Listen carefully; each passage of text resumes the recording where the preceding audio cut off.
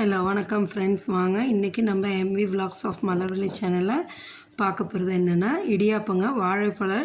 வாழைப்பழம் வச்சு எப்படி இடியாப்பம் செய்யலான்ட்டு அவ்வளோ டேஸ்டியாக சூப்பராக இருக்கும். வாங்க வீடியோக்குள்ளே போகலாம். பாருங்கள், நம்ம வாழைப்பழம் எடுத்திருக்கேன். நான் ஒரு 10 பழம் எடுத்திருக்கேங்க. சின்னதாக இருக்கிறங்காட்டிக்கு 10 எடுத்திருக்கேன். நீங்கள் பழத்தோட சைஸை பொறுத்து நீங்கள் எடுத்துக்கலாம். நீங்கள் எடுக்கிற மாவை பொறுத்தும் அளவு மாறும். சரிங்களா? எடுத்து அதை ஆவியில் ஒரு தட்டில் வச்சு வேக வச்சுருங்க. இட்லி பாத்திரத்தில் நல்லா ஃபுல் ஃப்ளேம்லேயே வச்சு ஒரு 5 நிமிஷம் வேக விட்டிங்கன்னா போதுங்க. வெந்ததுக்கப்புறம் எடுத்து ஆற வச்சு அந்த தோலெல்லாம் உரிச்சிடுங்க. வாழைப்பழ தோலை உரிச்சிட்டு எடுத்து நல்லா ஆறுனதுக்கப்புறமா நம்ம என்ன பண்ணுறோம், மிக்ஸி ஜாரில் போட்டு நல்லா நைஸாக அரைச்சி எடுத்துக்கிறோங்க. இந்த வாழைப்பழத்தை நல்லா அந்த வாழைப்பழ பியூரி நல்லா நைஸாக இருக்கணும், லம்ஸ் இல்லாமல். சரிங்களா? அந்தளவு அரைச்சி எடுத்துக்குங்க. ஒரு கிண்ணத்தில் நான் ஒரு 3 சின்ன டம்ளரில் 3 டம்ளர் மாவும் கொஞ்சம் சால்ட்டும் போட்டு எடுத்து வச்சுட்டேங்க. இதை நல்லா கலந்து விட்டுட்டு நம்ம வாழைப்பழம் அரைச்சிருக்கோம் இல்லைங்களா, அதை இதில் போட்டு பிசையணுங்க. நல்லா உப்பு ஈவனாக கலந்து வர மாரி கலந்து விட்டுட்டு இந்த வாழைப்பழ பியூரியை போட்டு நல்லா பிசைஞ்சிருங்க. இதுக்கு 1 ஸ்பூன் எண்ணெய் ஊற்றிக்கிங்க. நம்ம தேங்காய் எண்ணெய் ஊற்றிக்கிட்டிங்கன்னா நல்லாயிருக்கும். ஊற்றிட்டு பிசைஞ்சிக்குங்க. தண்ணி தேவைப்பட்டால் கொஞ்சமாக தெளித்து வெந்நீர் தாங்க ஊற்றி பிசையணும். பிசைஞ்சிட்டு நல்லா சப்பாத்தி மாவு மாரி சாஃப்டான ஒரு கன்சிஸ்டன்சிக்கு நல்லா பிசைஞ்சு எடுத்துருங்க. சப்பாத்தி மாவு இதுக்கு நல்லா சாஃப்டாக பிசைஞ்சு எடுத்துக்கோங்க. பிசைஞ்சிட்டு இடியாப்பம் புழியிற கட்டையிலையும் எண்ணெய் தடவிக்கிங்க. எண்ணெய் தடவிட்டிங்கன்னா தான் உங்களுக்கு ஒட்டாமல் ஈஸியாக நல்லா வரும். அதுக்காக தான். இப்போ எடுத்து அந்த இடியாப்ப கட்டையில் எந்த அளவு மாவு போட முடியுதோ அந்தளவு போட்டுக்கலாங்க. போட்டு மாவு இப்போ புழிஞ்சு எடுக்கணுங்க. இட்லி பாத்திரத்தில் ஆல்ரெடி தண்ணி ஊற்றி மூடி வச்சுருக்கேங்க. இப்போ இதை நான் துணி போட்டு புழிஞ்சு எடுக்கலாங்க. இட்லி தட்டில் துணியை போட்டு இதேமாரி புழிஞ்சு எடுங்க. அவ்வளோ சூப்பராக நல்லா சாஃப்டாகவும் இருக்கும். புழிஞ்சு எடுக்கிறதுக்கும் நல்லா ஈஸியாக வரும். ஒன்றும் கஷ்டமாக இருக்காதுங்க, ஈஸியாக தான் இருக்கும். இது துணி போட்டு புழிஞ்சு எடுக்கிறது. இதேமாரி நம்ம புழிஞ்சு ஒரு தட்டு எடுத்து உள்ளார வச்சிடலாங்க. இட்லி பாத்திரத்தில் வச்சு வேக விடலாம். இது வேகிறதுக்கு ரொம்ப டைம் எடுக்காதுங்க. அதிகபட்சம் 3லேருந்து 5 நிமிஷம் தாங்க.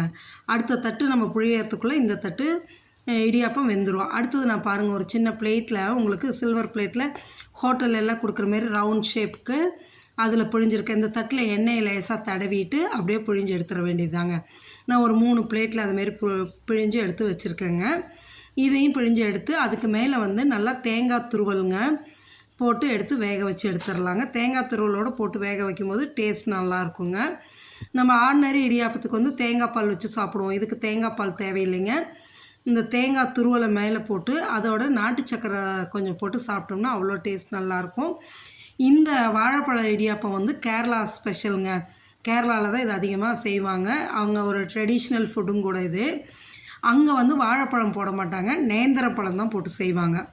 ஏன்னா அங்கே நேந்திரம்பழம் போட்டு தான் செய்வாங்க. எனக்கு இருக்கிற ஏரியாவில் எனக்கு நேந்திரம்பழம் கிடைக்காது. நான் வாழைப்பழம் வச்சு செஞ்சு காமிச்சிருக்கேன். பாருங்கள், இப்போ அந்த தட்டு இடியாப்பம் வெந்துருச்சு. எடுத்துகிட்டு இந்த தட்டு வச்சு மூடி வச்சுருவோங்க. இதுவும் ஒரு 4 நிமிஷம் வெந்துடும், எடுத்துடலாம். இப்போ இந்த இடியாப்பத்துக்கு எடுத்து மேலெல்லாம் தேங்காய் பூ போட்டுட்டு அப்படி எடுத்திங்கன்னா நல்லா உதிரியாக வருங்க. ஒட்டிகிட்டெல்லாம் ஸ்டிக்கியாலாம் இருக்காது. பாருங்கள், எடுத்து நான் காமிக்கிறேன் பாருங்களேன். எந்த அளவு உதிரியாக வருது பாருங்கள். அப்படியே பூ போல் சாஃப்டாக இருக்குங்க. இந்த மாதிரி வீட்டில் செஞ்சு சாப்பிட்டு பழகிட்டிங்கன்னா வெளியே இடியாப்பம் சாப்பிடவே தோணாது. ஏன்னா இது இந்த அளவு சாஃப்டாக இருக்குங்க. இந்த தேங்காய் பூ நிறைய போட்டு நாட்டு சக்கரை கொஞ்சம், இதே டேஸ்ட் இனிப்பு இருக்கும். இருந்தாலும் ஒரு 2 ஸ்பூன் நாட்டு சக்கரை போட்டு பாருங்கள். எந்த அளவு பொலன்னு வருது பாருங்கள். சாஃப்டாக போட்டு சாப்பிடும்போது அவ்வளோ டேஸ்ட்டாக இருக்குங்க. இதேமாரி நீங்களும் செஞ்சு சாப்பிட்டு பாருங்கள். நம்ம சேனலை மறக்காமல் லைக் பண்ணுங்கள், ஷேர் பண்ணுங்கள், சப்ஸ்கிரைப் பண்ணுங்கள். உங்கள் ஃப்ரெண்ட்ஸ் அண்ட் ரிலேட்டிவ்ஸ்க்கும் ஷேர் பண்ணுங்கள். பாருங்கள், இப்போ இந்த பிளேட்டில் புழிஞ்சு வச்சோம்லே இடியாப்பம், அதுவும் வெந்தாச்சுங்க. அதுவும் பாருங்கள், எடுத்து அப்படியே பிளேட்டை கவுத்துனீங்கன்னு வைங்க, அழகாக உங்களுக்கும் ஒட்டாது, ஒட்டிகிட்டெல்லாம் இருக்காது. நல்லா ஃப்ரீயாக நல்லா இருக்குங்க. இதுவும் 3 பிளேட்டுமே உங்களுக்கு நல்லா வெந்துச்சு பாருங்களேன். எந்த அழகாக விழுது பாருங்கள். அதை அப்படியே திருப்பி போட்டுட்டு நீங்கள் அப்படியே எடுத்து மேலே தேங்காய் பூ இன்னும் நிறையா போட்டுட்டு நாட்டு சக்கரை போட்டு சாப்பிட்லாங்க. அவ்வளோ டேஸ்ட்டாக இருக்குங்க.